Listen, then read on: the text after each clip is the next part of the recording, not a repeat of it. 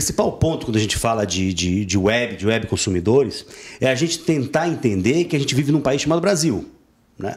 Então o que acontece aqui? A gente não tem um nível de penetração de computadores nos domicílios brasileiros, não é alto. E o número de domicílios brasileiros com computador, com acesso à internet, é mais baixo ainda. Então esse é o primeiro ponto, a gente tem que entender que a gente vive num país que tem essas características. Né? O Brasil não é os Estados Unidos, o Brasil não é a Europa. Por exemplo, eu dou muito risada quando eu vejo as pessoas fazendo um monte de estratégias utilizando o Facebook, com a tese que daqui a pouco o Facebook será popular no Brasil.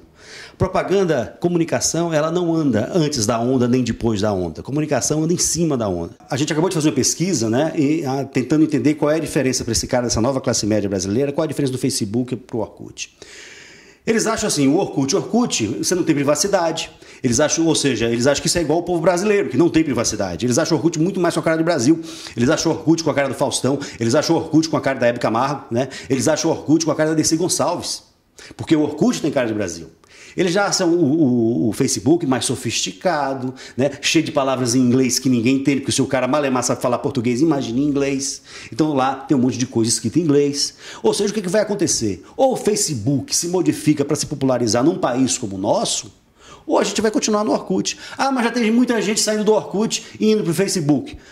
Tem muita gente e vai continuar tendo. Só que até para o Facebook aqui tem uma importância, como tem lá fora. Estamos falando em 5, 6 anos. Né?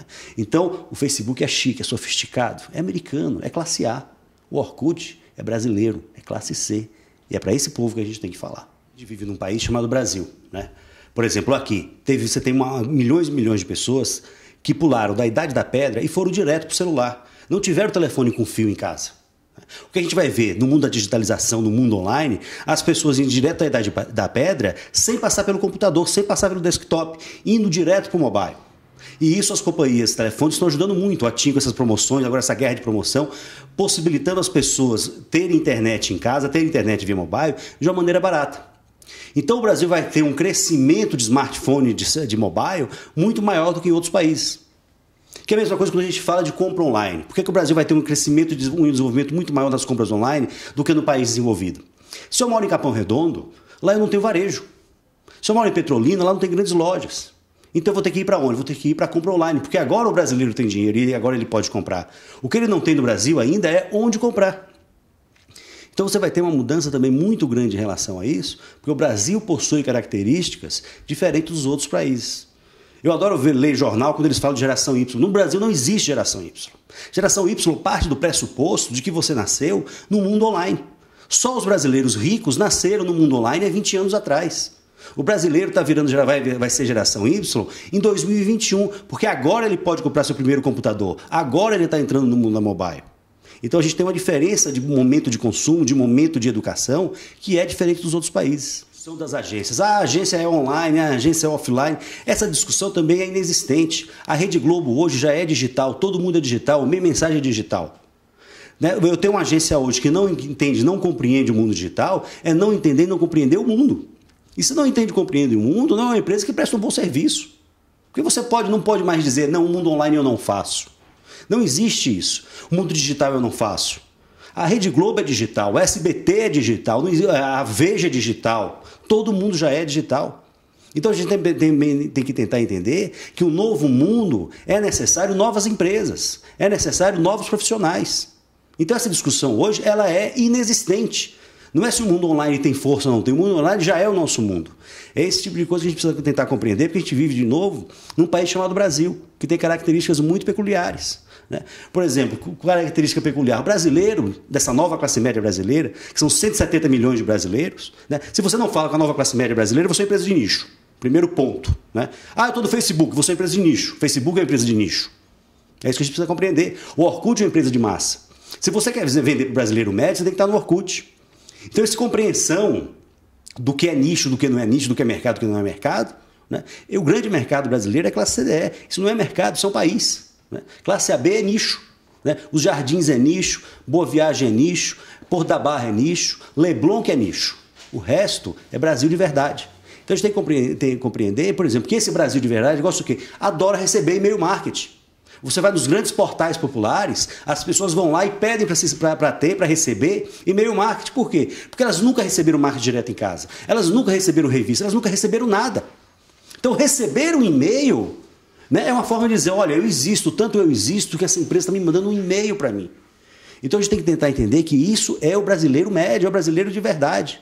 Nós somos a exceção, que, não, o spam, eu não gosto de receber e-mail marketing. Isso aí é a exceção brasileira. A gente tem que tentar entender agora o que é mercado e o que é nicho. O que é hoje, o que é nicho é o que era mercado há 20 anos atrás. O nosso mercado são 170 milhões de pessoas. Né? Então a gente tem que tentar entender isso. Né? Por exemplo, você pega essa questão da tecnologia. A Sony. Quando é que a Sony se transforma numa grande empresa de tecnologia mundial? Quando ela inventa o Walkman, onde ela pega um instrumento de tecnologia e consegue popularizar. Anos depois, com aquela televisão pequenininha. Hoje você vai na Sony, ele só tem coisas de altíssima tecnologia que não podem ser popularizados. E aí a Sony deixa de ser a empresa que sempre foi uma empresa de povo. É esse tipo de coisa que a gente tem que começar a tentar entender. Né? Que agora vai ser o mundo do smartphone, agora vai ser o mundo dos tablets, que o governo federal acabou de baixar as alíquotas, isso vai invadir as escolas brasileiras, que é outro ponto também que muda bastante. A questão da educação. Antigamente, para estudar na Fundação Getúlio Vargas, era caro e eu tinha que morar em São Paulo. Hoje, o cara de Campo Grande, o cara de Chechel, lá em Pernambuco, o cara de Nova York, no Ceará, o cara de Juazeiro, o cara de Petrolina, já pode estudar na Fundação Getúlio Vargas. Isso também é uma grande mudança que está havendo nesse mundo da web. E um outro ponto que a gente precisa lembrar desse país chamado Brasil é que 72% dos brasileiros têm algum nível de analfabetismo funcional. O que é que isso significa? As interfaces do mundo online brasileiro, elas precisam ser mais simples. A gente não pode fazer uma interface no Brasil pensando em ganhar o Festival de Cannes. Porque uma interface para ganhar o Festival de Cannes só é compreendido pelos jurados de Cannes. A gente tem que fazer uma interface para ser entendido, compreendido, amado e gostado por Dona Maria de Xique-Xique, né? Por Carlinhos de Campinas, por Claudiano Lola de Santos. Então a gente tem que tentar entender que o mundo online brasileiro ele vai sim sofrer uma grande alteração com a entrada dessa nova classe média nesse mundo online. Que alteração é essa? As interfaces terão que ficar mais simples de qualquer jeito. E quem não fizer uma interface mais simples, simplesmente vai dançar desse mercado.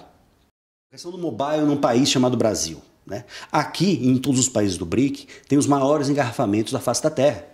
Aqui eu tenho engarrafamento de 3 horas, de 4 horas. Aqui a minha empregada doméstica sai da casa dela às 5 da manhã para poder chegar às 8, 8 e meia na minha casa. Ela fica de 3 a 3 horas e meia todos os dias no trem, no metrô, no ônibus.